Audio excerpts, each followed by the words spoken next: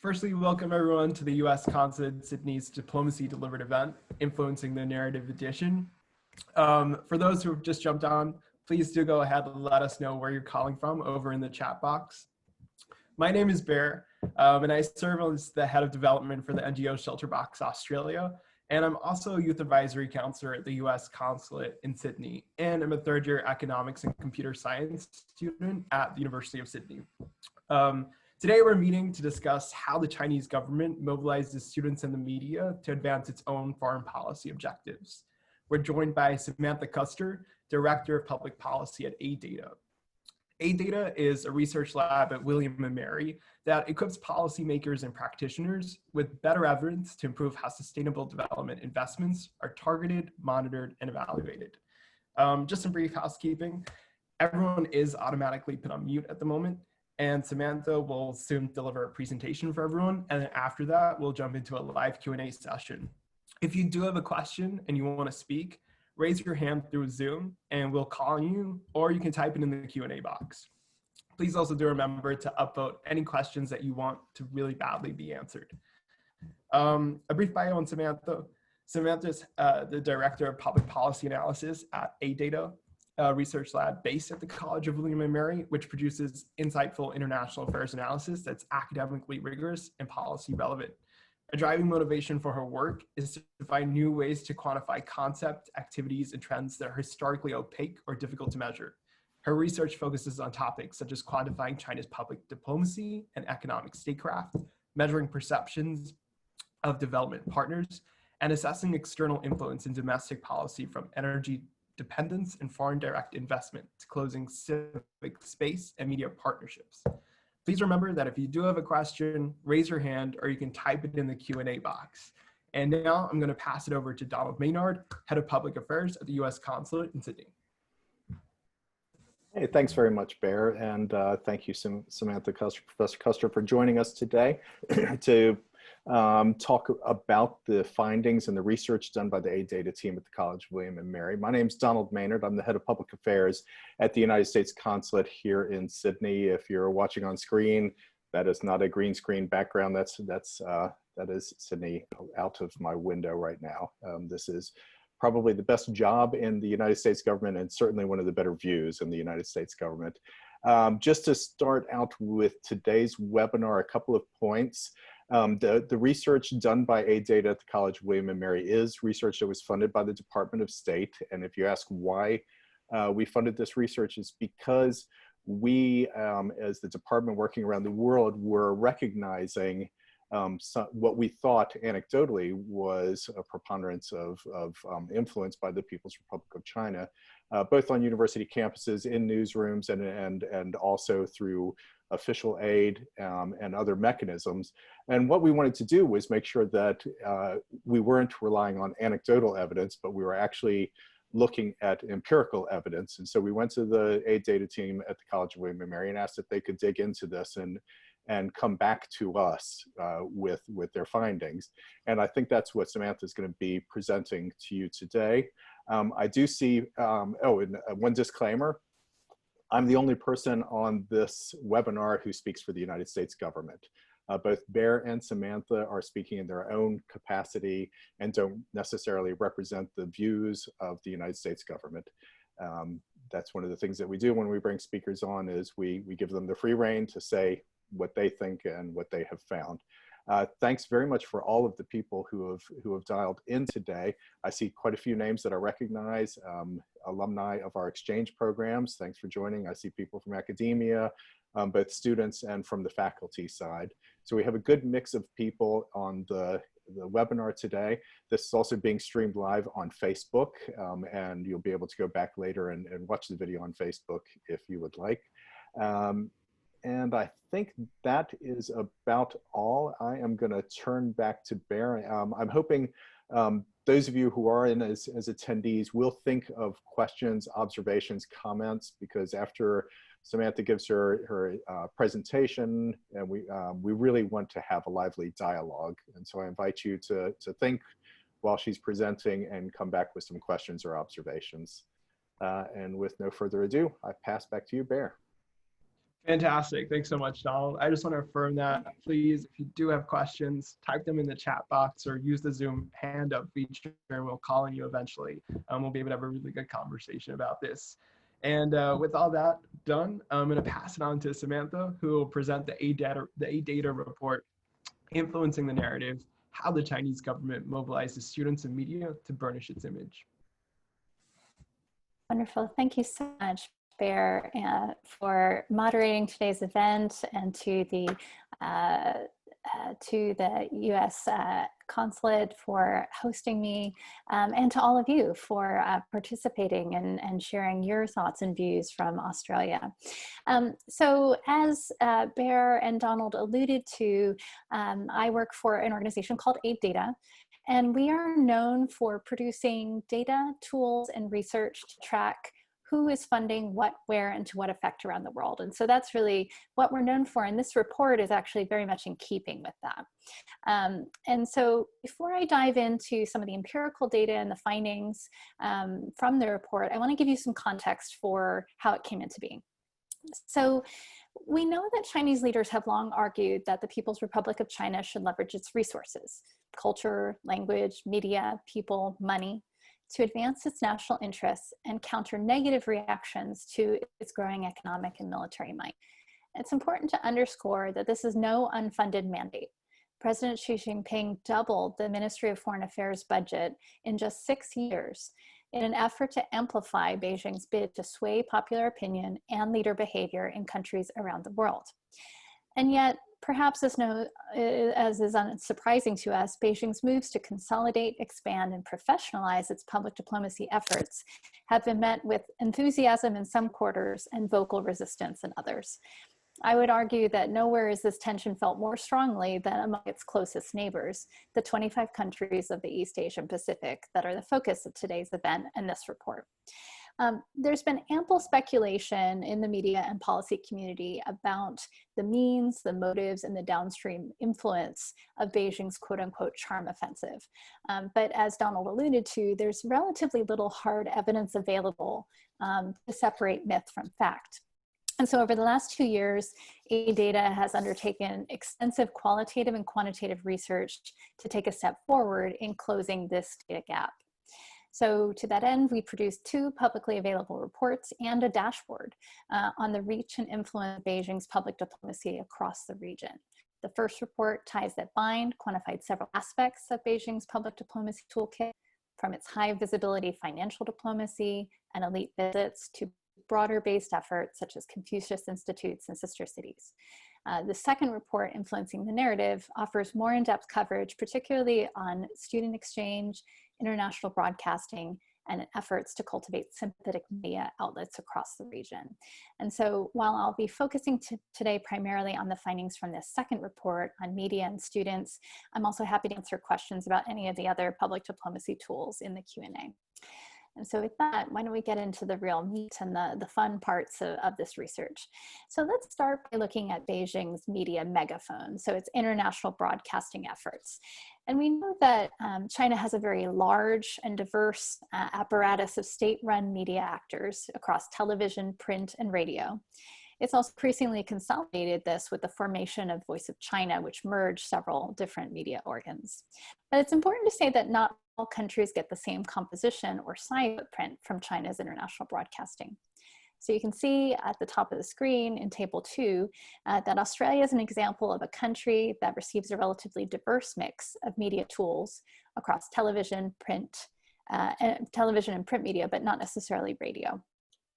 And the profile is actually fairly consistent for most countries in the region, but there are a few exceptions. When it comes to radio broadcasting, that's most heavily concentrated in the Mekong subregion of Southeast Asia, in countries like Cambodia, Myanmar, South Korea, and Thailand. And small island nations are on the opposite end of the spectrum. They don't really attract very much attention at all in terms of Beijing's traditional media tools, such as television, print, and radio. Chinese state-run media has also enthusiastically responded to the opportunity to connect with new audiences via social media, such as Weibo, Twitter, Facebook. Southeast Asian countries like Myanmar, Fiji, Cambodia, the Philippines, and Malaysia the largest fan bases for China's state-run media, social media, adjusted to the proportion of population with internet access. Noticeably, though, China does not appear to target its social media engagement towards high-income countries like Australia.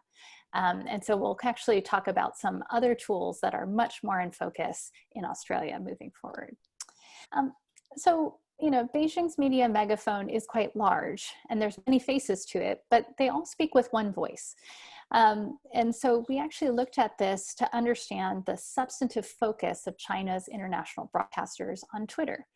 So we looked at the 6 Chinese state-run media outlets to identify where they were focusing the attention of their stories, looking across art and culture, sport, science and technology, Xi Jinping, Belt and Road Initiative, and the military. And we found that there's actually quite a lot of convergence in the focus of most of these stories around signature policy initiatives of senior leaders like Belt and Road Initiative, as well as military issues. As a case in point, Xinhua, half of its stories deal with just those 2 topics. So the next thing, though, I want to talk about is actually a set of tools that perhaps is even more important than China's international broadcasting. It's a set of tools that is about what I would say borrowing the credibility of domestic media outlets in East Asia and Pacific countries. And so this first tool is a good example of what I mean by this. So between 2000 and 2017, Chinese state-run media outlets brokered 73 known content sharing partnerships with domestic media outlets in East Asian Pacific countries. These agreements are a powerful distribution network for PRC-generated content, as they allow media outlets in other countries to reprint or share content from China's state-run newspapers, often just a copy-paste drop-in, as well as jointly produce new content. Geographically, the lion's share of Beijing's content sharing partnerships target fast-growing populous economies in Southeast Asia, or high-income countries like Australia, which received 5 of these agreements between 2000 and 2017. Another facet of borrowing the credibility of East Asian Pacific media outlets is journalist visits, or journalist junkets, if you will. So these are a prime opportunity for Beijing to ingratiate itself with journalists from other countries by impressing them with China's culture, people, wealth, and infrastructure. I've interviewed many journalists that have participated in these junkets, and they will all report that they are elaborate affairs with journalists that are treated to multi-course meals, cultural exhibitions, visits to model development projects or cities, but all part of a tightly controlled program of events. Between 2002 and 2017, Beijing arranged for 82 such junkets for journalists all across the region. And I wanted to call out 2 important points of note. So first, 41% of the press trips were targeted towards journalists from open democracies that were also economic heavyweights, such as South Korea, Japan, Indonesia, and the Philippines. But you might be noting that Australia is not on that chart that you see at the top of the page. And what you'll notice is that the Anglophone democracies of Australia and New Zealand did not receive that same kind of attention. And that might indicate that Beijing recognizes that Anglophone journalists may be more likely to report negatively on China regardless of how well they're treated on these press junkets. Sorry to interrupt for just a moment, but yes. We're having people come in and saying you're buffering a little bit, and that it might help if you speak a little bit slower. Sure, absolutely. Okay, thank you. Sorry about that. So let's talk about borrowing the credibility of EAP media outlets in terms of op-eds. So essentially, Beijing has made use of its senior leaders as information ambassadors, intended to promote a positive media narrative through giving interviews, placing op-eds in domestic news outlets in other countries. So China's ambassadors, among all of the senior leaders that we looked at, were the most prolific and important contributors of op-eds. 2 points of note. So you'll see on the screen in the graph on the top left that Australia is right at the top of the heap in terms of attract Chinese ambassador op-eds in Australian media outlets. And so this was 15 op-eds between 2000 and 2017. Secondly, though, Beijing also tends to use this tool extensively with less populous small island states of Samoa, Tonga, and city-states like Singapore and Brunei. And perhaps this is because ambassador op-eds are a relatively cheap and easy way for Beijing to make its case to the public in a leader's own words. I also wanted to point out that Beijing has a diverse toolkit, but not a monolithic approach. So this figure here represents the composition of Beijing's various efforts to borrow the credibility of local media in each country in the region between 2000 and 2017. And it looks at this across 5 different categories of media engagement. The group on the top left represent countries that receive a fairly diversified portfolio of overtures to local media.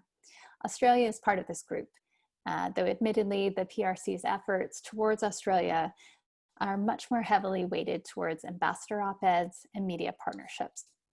Conversely, if you look at the group on the bottom right, Beijing has one go-to strategy for these less populous economies. Brunei, Samoa, and Tonga, they receive over 80% of their media overtures in the form of op-eds. As a common theme, we also find that in strong participatory democracies, Beijing places greater emphasis on appeals from senior leaders and ambassadors in their own words via op-eds. So carrots versus sticks.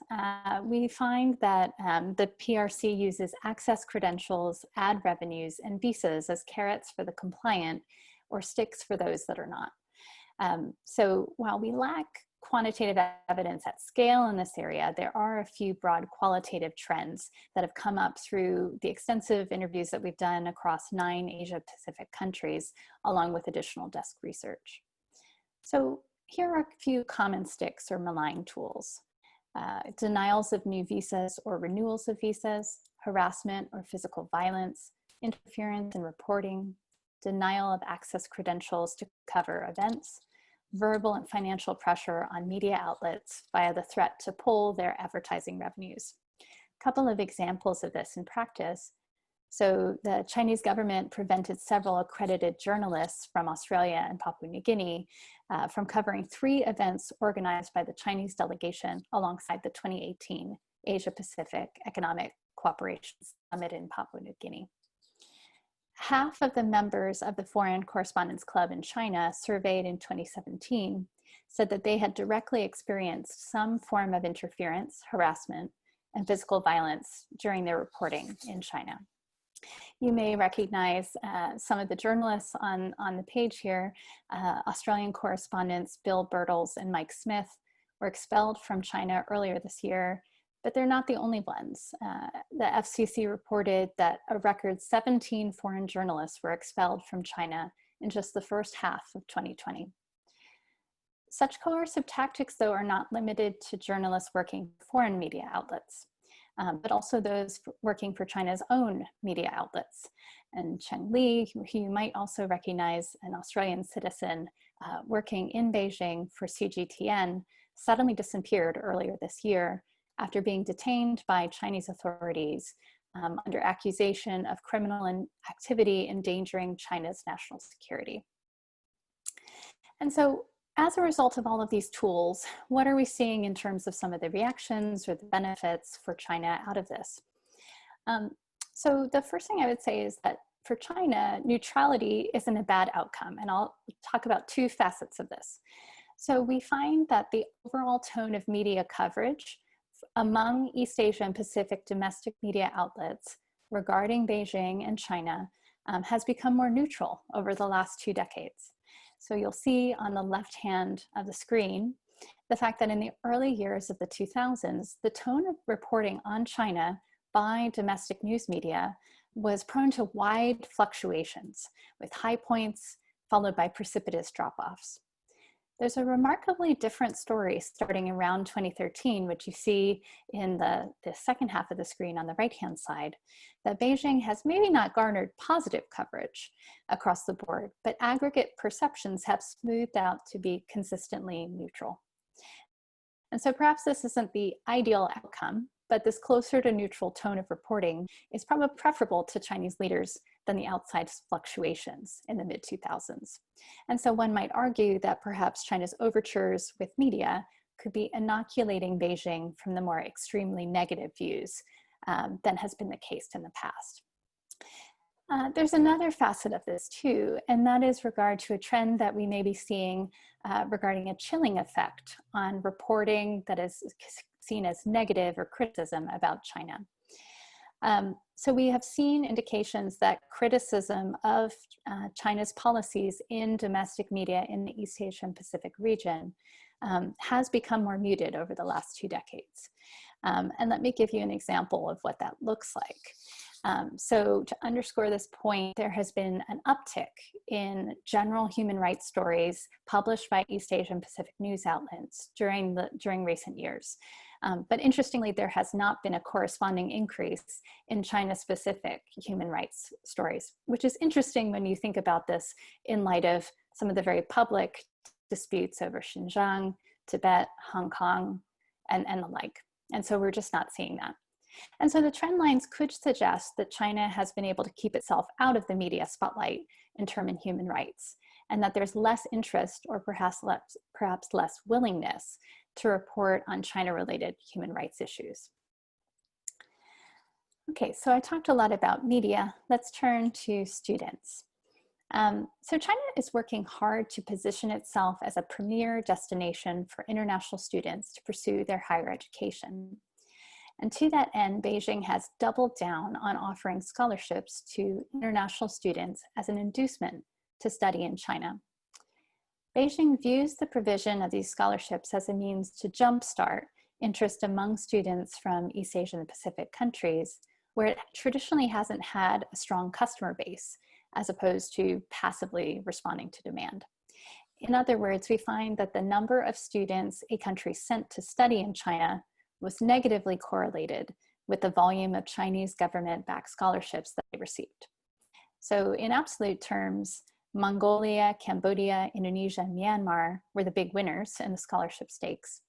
But when you take population size into account, it's tiny Tonga, Samoa, and Fiji that appear to receive outsized attention from Beijing's efforts to spur study abroad from Pacific Island nations. As an aside, I'll say that East Asian Pacific students often view these Chinese scholarships as particularly generous compared to those offered by other countries. And we tested that in practice, and we found that actually, contrary to popular belief, Chinese government scholarships were actually less generous than those provided by the US, UK, Japan, Australia, and many other countries. After we adjust for purchasing power parity, Chinese scholarships carried roughly 2/3 of the value of those offered by their competitors in relative terms. So perhaps this is an indication of media having a mutually reinforcing effect with the perceptions of study abroad programs and being able to perpetuate this idea of generosity. To further spur demand for its study abroad programs, Beijing employs 3 main strategies. Its educational institutions increasingly offer university-level courses in English as a medium of instruction. The Chinese Ministry of Education facilitates Chinese language learning opportunities through a network of 98 Confucius Institutes across the region. And Australia, as you can see on the graph before us, was near to the top of the list of recipient countries, with Beijing placing 14 Confucius Institutes across Australian universities since 2004. But once again, when we take into account population size, we find it's yet again those less populous countries like Vanuatu and Brunei and Fiji that actually receive outsized numbers of Confucius Institutes relative to their fairly small populations. And then also China offers Mandarin language proficiency testing through the HSK centers. There's over 260 of them that have been placed around the region. And they're highly and positively correlated with the volume of inbound students studying in China. This is a cool image that I created just for you for this presentation. It's not actually on the internet anywhere. And maybe if you ask Bear nicely after the presentation, you can have it too. But this actually takes what I just said about Australian Confucius Institutes compared to the region, but looks at it specifically in the context of Australia. So we actually took all of that information, and we geo-referenced it. So you can see the locations of these institutions, you can see their host institution names, and also you can see just the marked uptick in new Confucius institutes opened over the time period. And so what has all of this bought for China? We see a revealed demand for China as a study abroad destination. The number of young people from across the region studying in China has increased over time. And by 2016, it accounted for roughly 41% of all international students in China. South Korea is traditionally the largest single exporter of international students to China, but it's the tiny nations of Timor-Leste, Vanuatu, Papua New Guinea, Cambodia, and Laos that saw the dramatic increases in students pursuing educational opportunities in China between 2002 and 2016. And you can see that in that growth factor on the right-hand side for you. So given that I'm speaking to an audience in Australia, even though this wasn't a huge focus of our report, I feel like I do need to talk a little bit about the fact that China not only receives international students, but also sends international students to study in other countries like Australia. And so, you know, what we see is that Australia is a popular study abroad destination. It's actually one of the largest recipients of Chinese students in the region, but it's a highly controversial thing. Chinese embassies play a dual role in promoting scholarship opportunities to pursue higher education in Australia. They also mobilize Chinese students overseas to serve as people-to-people ambassadors with their counterparts. But what has also made the news is a lot of controversy over the Chinese Students and Scholars Associations. These are student organizations that are registered in most universities outside of China. They're responsible for organizing Chinese cultural events, for engagement with the larger university. They support Chinese students in a variety of ways, and they've been increasingly under fire. And so you can see an example here that came out of the University of South Wales recently.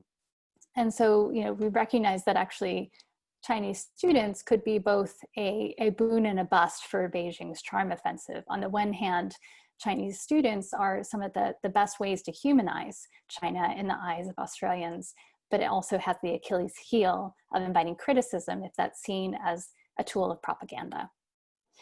And so I wanted to conclude my presentation with 4 key insights, and maybe that's also a good segue for us to think about the discussion portion of this event.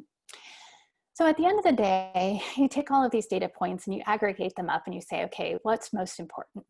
So the first thing is that the messenger matters. We find that foreign publics, whether they're in Australia or elsewhere, are more receptive to messengers they deem to be closer to and familiar with their countries than those that are farther removed. So we find that content sharing partnerships with local media outlets were associated with both increased approval and decreased disapproval of Chinese leadership. So your favorables are going up and your unfavorables are going down, which is ideal, right? In a similar vein, ambassador op-eds were associated with a higher likelihood of approval of Chinese leadership among respondents to the Gallup Roll Poll, a representative citizen survey. Secondly, favorability follows familiarity. Exchange activities we find humanize China such that foreign nationals are more open and favorable to Beijing. We find that journalist exchanges were associated with higher approval ratings of Chinese leadership. And that interestingly, foreign students on Chinese government scholarships viewed China more positively after they completed their studies than before. And those attitudes increased the longer they studied abroad. And so this indicates that you're not only learning substantive content, but there's a socialization of norms and an increasing solidarity that happens as well. Third is that there are narratives and there are counter narratives. So as I alluded to before, I think in its zeal to promote its preferred narratives and deter criticism, Beijing has inadvertently created a backlash for itself, particularly in open democracies like Australia. And I think you can see that playing out in the examples with the disputes over Chinese students in Australia and curbing academic integrity and freedom. And finally, safeguarding against co-optation. I would argue that if we're concerned about building resilience to foreign influence in media and public discourse, investigative journalism and mandatory disclosures of sources of news content are some of the most important things that we can do. Ironically, open democracies like Australia are relatively more vulnerable to having their public discourse co-opted by foreign powers, partly due to their openness. And so we see that Beijing's demonstrated enthusiasm for brokering these content sharing partnerships implies that foreign publics, including Australia, will likely consume more, not less, Chinese messaging in future. And so to make sure that Australian consumers and consumers of media in other countries are thinking about the provenance or the source of that content, it's important that recipient countries invest in increasing the capacity of their media to disclose content and to question it. And so with that, I hope I've given you some specific details, some data, but then also some food for thought on like why all this matters. So Bear, over to you. Fantastic. I'm sure everyone is with me to just say a massive thank you for that really rigorous breakdown of the CCP's foreign policy goals and activities across student exchanges as well as within the media. We're going to now jump into a Q&A session. Please continue to chip in questions over in the Q&A or the chat box or raise your hand. And with that, we'll start with Professor Salvatore Babones. I'm going to jump over and I'm going to set up that I can let you ask your question live. Professor Salvatore. Sure. Fantastic. Go ahead. Sure. I'm not sure what's added by by that, but I'm happy to ask live. Thanks for a fantastic presentation. And these data are really very useful. And I've been reading the report. I encourage everyone to download the full report and read it in full. One thing I'm curious about is that we know that we can measure outputs, but we don't know if we can measure impact. That is, are all of these inserts in newspapers simply being thrown out? Is anyone reading them? Do we have any way to know, any feeling about how effective this big media offensive is? Bear, would you like me to answer that right away, or were you going to group questions? I'm happy to do it either way. We'll do it one by one as they come in. Okay, perfect. All right, thank you so much, Salvatore. That's a great question.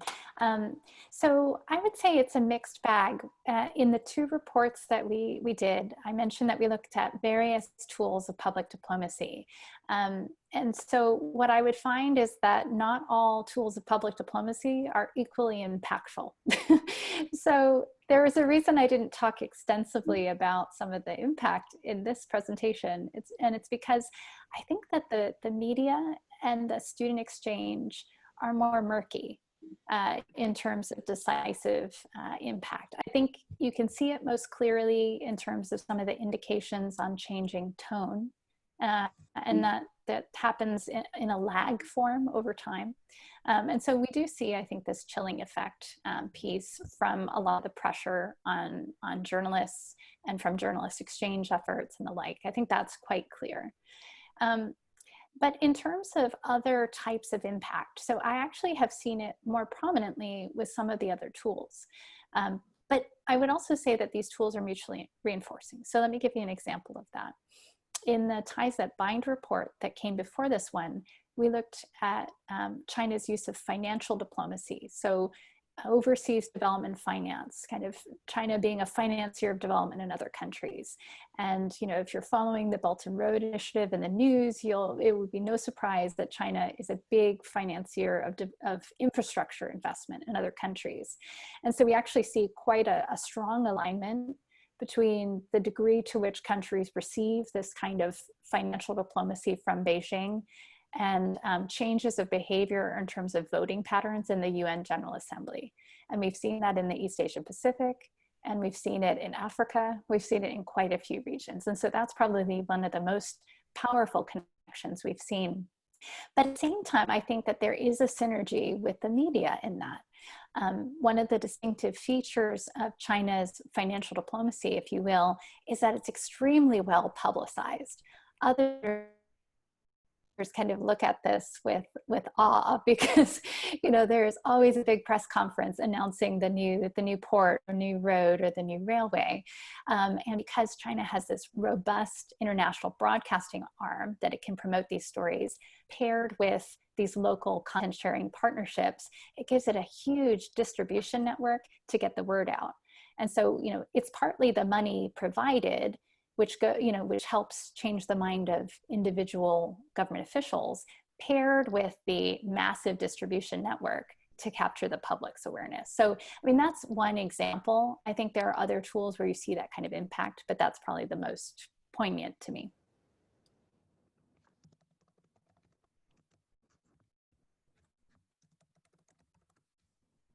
Fantastic. Salvatore is just going to follow up on that one.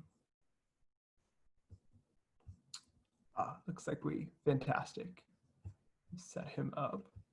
Yeah, thanks, Barrett. Look, I don't mean to monopolize, but given the opportunity, I'll certainly ask more questions because I love the work you're doing. You're talking mainly about, well, Clive Hamilton wrote Silent Invasion a few years ago, pointing out how China has this strategy of elite capture. And I think your research does show how China has successfully changed how media organizations cover China. And that's very important, and I wouldn't try to minimize that. But we've just had the Pew Global Attitudes Project come out with survey results showing this massive global swing of public opinion against China. I mean, if you're sitting in China running public diplomacy, you've got to be upset at that result, given how much money they've just spent on public diplomacy. Yeah, I think that is exactly right, Salvatore. And I think it goes to the point I was making about narratives and counter narratives. I think that one of the challenges for Beijing in all of this is that anything that it promotes via its own international broadcasting is seen as somewhat suspect because it's seen as being tinged with propaganda. I think that's one of the issues in play. I think the other fact is that often these tools are not necessarily being deployed in a vacuum that's separated from China's other activities. And so let me give you a case in point here in the East Asian Pacific region. So I did some field research for this work in the Philippines.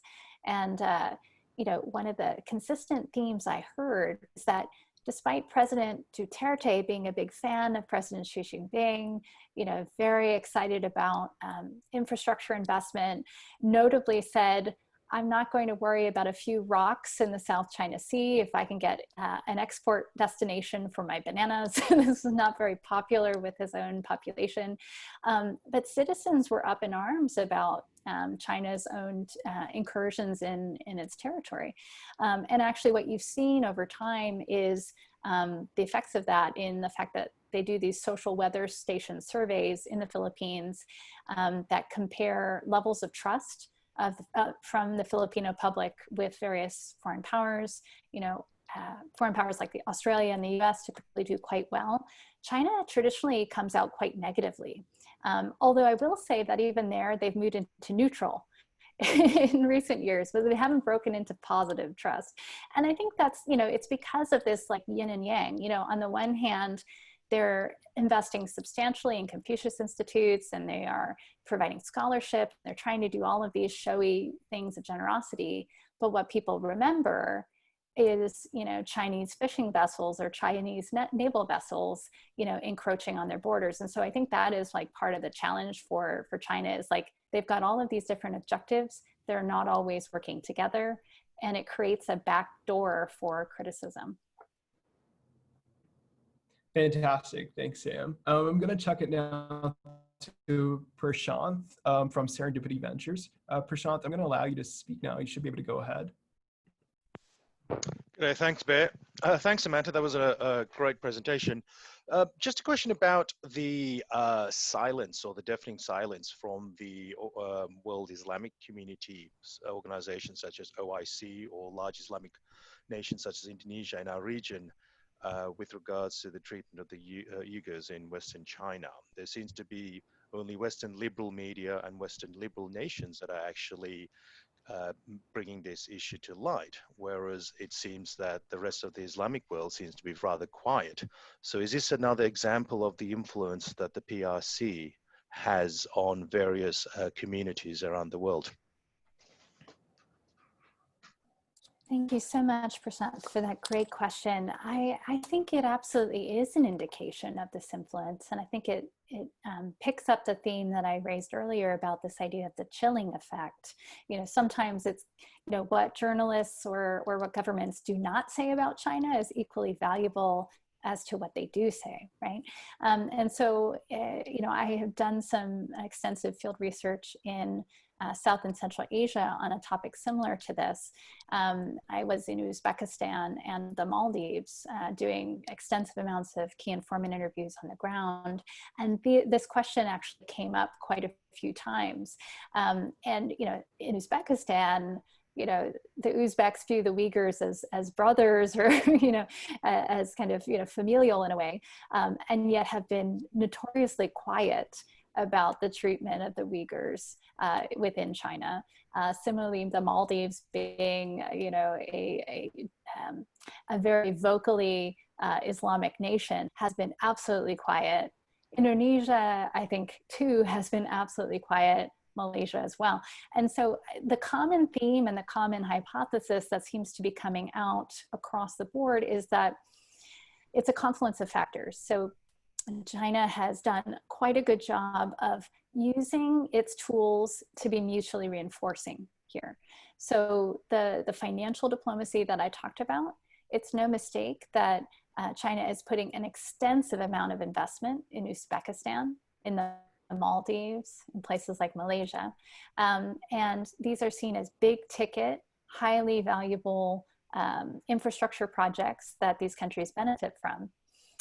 And journalists on the ground have reported or have talked about at length the fact that because of the importance of China's economic clout to their countries, government officials, their own government officials have actually, you know, given phone calls to local media outlets about a story about, you know, Xinjiang or the Uyghurs, and they've been told to cease and desist.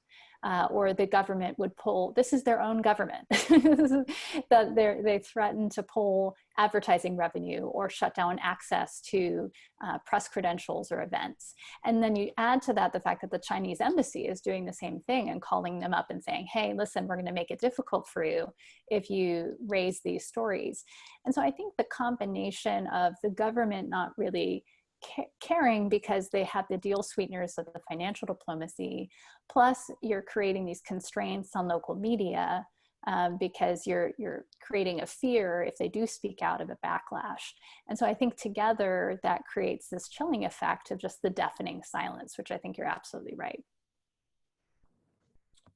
Thanks for that one, Sam. I'm going to check it now to Professor John Ziegler from UNSW. John, I've just allowed you to speak if you want to go ahead.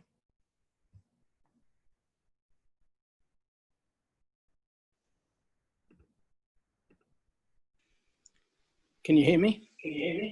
Yes. Yes, you're coming through. So I've got a... It is echoing though. I'm not sure if anyone else is getting that.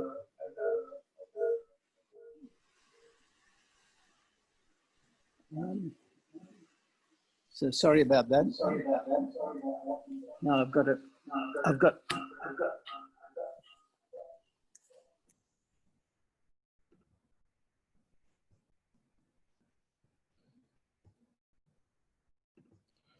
We're having some slight issues. Have I solved the feedback?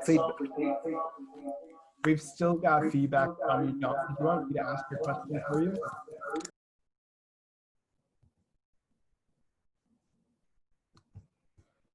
Looks like. I might just let's have a look. So I actually. So can you hear me now? Yes. Oh, I think we can hear you, John. Go ahead. Okay, sorry about that. I was watching on the iPad and listening and Q&Aing on the iPhone, and they were both they were listening to each other, which wasn't good. So sorry about that. So my question was about, so the second question I had was about the Winter Olympics and measures like boycotting the Winter Olympics. Is that in realistic terms, is that likely to have a positive impact on, you know, Chinese government behavior, both in terms of, you know, their internal discriminatory measures and also their, you know, their policy with other countries? So perhaps that question first. Absolutely. I think that's a great question. I'll answer it in a somewhat roundabout way, if that's okay. So, you know, in terms of the boycotting of the Winter Olympics, you know, will it have an impact or not on China's behavior? I mean, that's a hard thing to judge. What I will say from experience is that we do know that China is actually quite concerned with its reputation. They are definitely paying attention to how it's portrayed in the news media, how it's perceived by citizens. And this is very much part and parcel why it's investing in public diplomacy. It feels like it's traditionally received a bad rap in the Western press, and that also they, you know, President Xi Jinping talks about trying to, you know, live out the China dream and recover from a century of humiliation, right? And so we know that on like a strategic level. At a tactical level, what's been interesting is to watch the reaction to other negative and highly embarrassing events. So wherever you go in the East Asia Pacific, and then also in South and Central Asia, you hear the stories of Hambantota Port as the cautionary tale of dealing with China. You know, this is the port that was invested in by China, and that was ultimately seized or had to be handed over to the Chinese government on an extended lease term. And this was because Sri Lanka failed to repay its debt. And so that obviously has been blown out of control in the region and in the media. Everybody around the world has heard the story. And so China has been on the back foot and trying to remedy that. And so what's been interesting is that it's quietly going around and renegotiating its deals, renegotiating debt, doing some debt forgiveness, doing some lowering of rates, increasing the length of repayment terms. And the reason being, there's no economic advantage for China in that. But there is a reputational one, because China can't afford to have another Hambantota Port story in the news.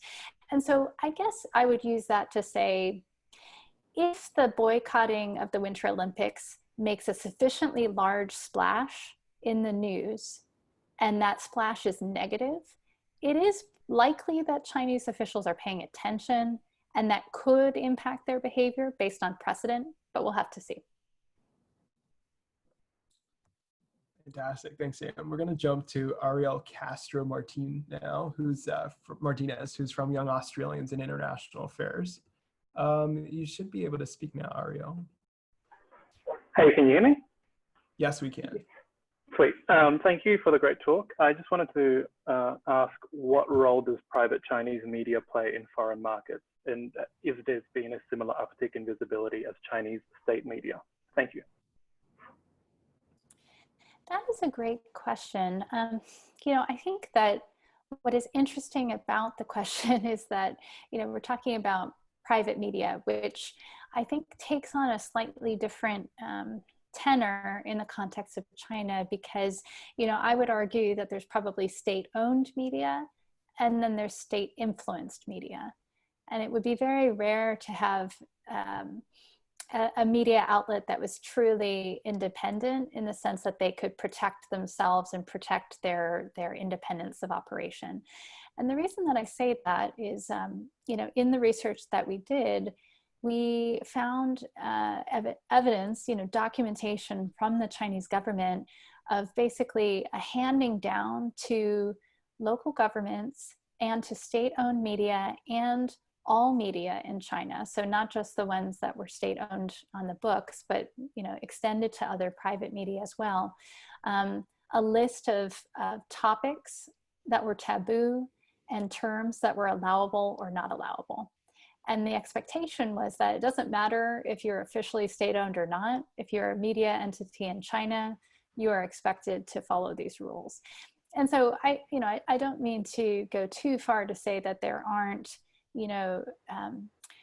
Chinese private media that are a little bit more, or that are a little bit farther removed from the state-run apparatus. I think there is definitely a spectrum there, but I also would question, whether any Chinese domestic media outlet can be truly entirely independent. In terms of though how that plays overseas, that's a good question. I mean, the candid answer would be I don't know in specifics, because that wasn't a major focus of our work.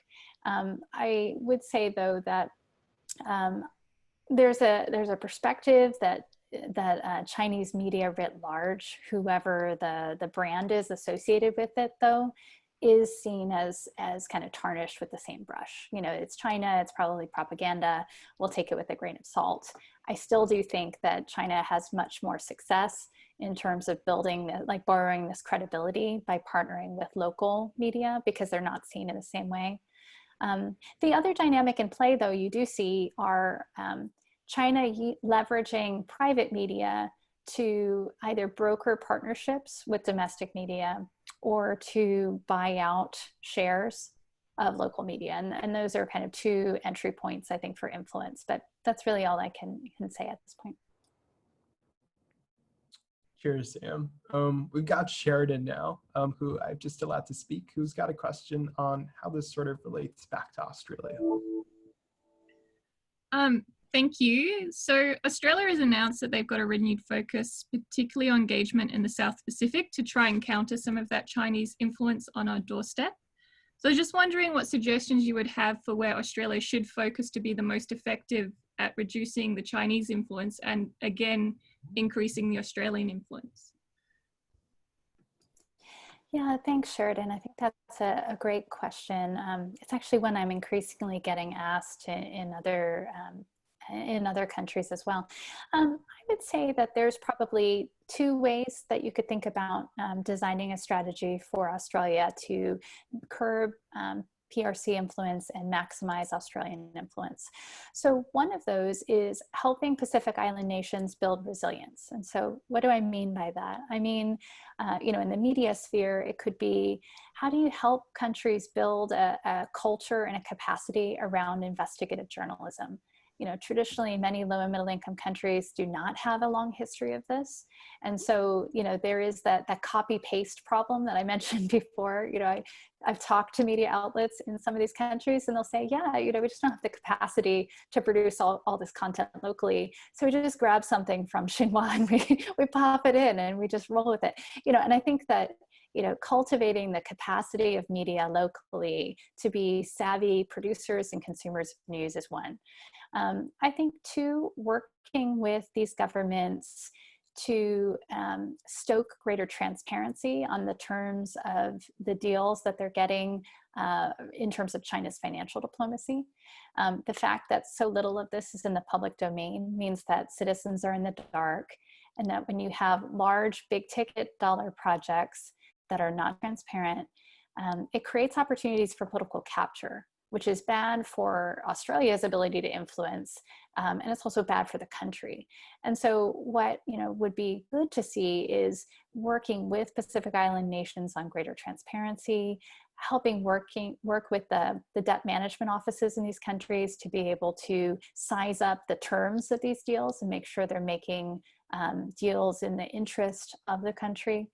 And I think that, on another strategy you could employ is looking for ways to cultivate greater exchanges between Australia and these Pacific Island nations. I think, one of the things that I said earlier, especially if you're thinking about the next generation of leaders, in these Pacific Island countries, is the fact that students that study abroad have a tendency to be socialized to the norms and feel greater solidarity to that of the host country. And actually what is interesting is that even in the US context, when I get asked this question, I run surveys of policymakers in 140 low and middle income countries. And we ask them about the influence of the US, we ask them about the influence of Australia or China. And what is interesting is that countries that have a greater number of their leadership that study in the US, for example, are actually much less likely to be swayed by China than countries that don't have those kind of educational linkages. And so there might be a lesson there for Australia too, is to think about that. It's like, how do you create these long-term relationships that are going to cultivate an appreciation for Australia's norms and culture and people? And that's a counterbalance to what China is doing. But great question. Fantastic. Thank you so much. We still do have more questions in the queue, but it does look like we've run out of time. If you do have further questions that you weren't able to ask, please do reach out to the US Consulate Sydney team and we'll try to get you in touch with Sam and get it answered. Thank you to everyone who did show up today to have this really impressive conversation. And for showing up to the Diplomacy Delivered Influencing the Narrative edition. Particularly a massive thank you to Samantha Custer from AidData for the really impressive body of work that you've produced and for joining us today to break it down within an Australian context. All the attendees, please do remember to go ahead and fill out the survey that'll be sent to you right after this ends. It really does help the US Consulate improve the content that they produce, particularly the Diplomacy Delivered series. Once again, thank you so much, Sam. And if you have any more questions, the email has just been put in the chat that you can send them through. Everyone, please go have a good day, or if you're in the US or whatever part of the world, good afternoon or good night. And from everyone at the US Consulate Sydney team, thank you very much for joining us today.